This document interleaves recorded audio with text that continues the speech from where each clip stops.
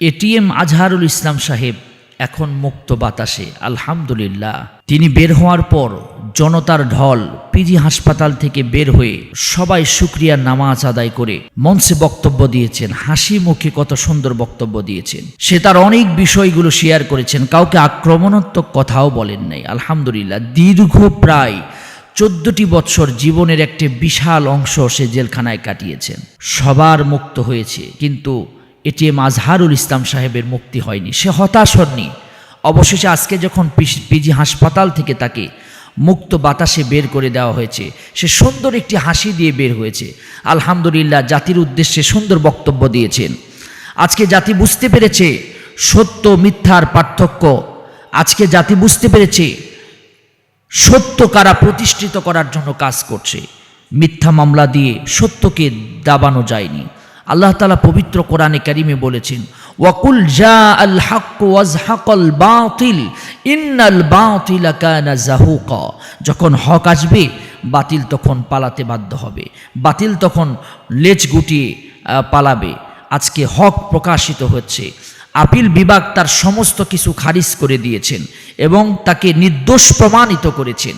সে বের হয়ে জামাতের অফিসে গিয়েছেন এবং জামাতে অফিসে যাওয়ার পর সে বিভিন্নভাবে মুক্ত বাতাসে হাসি দিয়ে নেতাকর্মীদের সাথে কথা বলছেন। আলহামদুলিল্লাহ, মনে হচ্ছে সে সুন্দর একটি জায়গায় ছিল। তার ভিতরে কোনো হতাশার ছাপ নাই। কেন থাকবে হতাশার ছাপ? কারণ সে তো আল্লাহর জমিনে আল্লাহর দিন কায়েমের জন্য এই দীর্ঘ 14টি বছর জেলখানায় ছিল। অনেক নির্যাতন তাকে করা হয়েছে। আলহামদুলিল্লাহ, অবশেষে এখন মুক্ত বাতাসে সে কোরআনের কথাগুলো বলবে।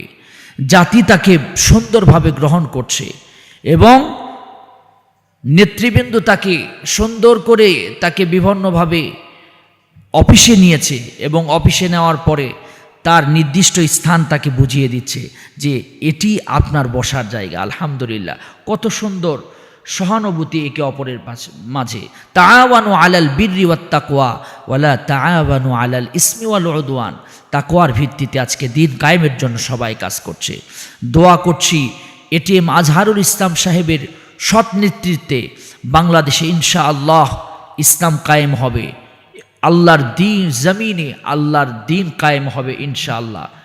আমরা তার সৎ নেতৃত্বের অপেক্ষায় রইলাম। আল্লাহ তাআলা আমাদের সকলকে জালিমের জুলুম থেকে হেফাজত করে আল্লাহ তাআলা আমাদেরকে ইসলাম কায়েম দিন কায়েমের জন্য কাজ করার চেষ্টা আল্লাহ তাআলা করার তৌফিক দান করুন।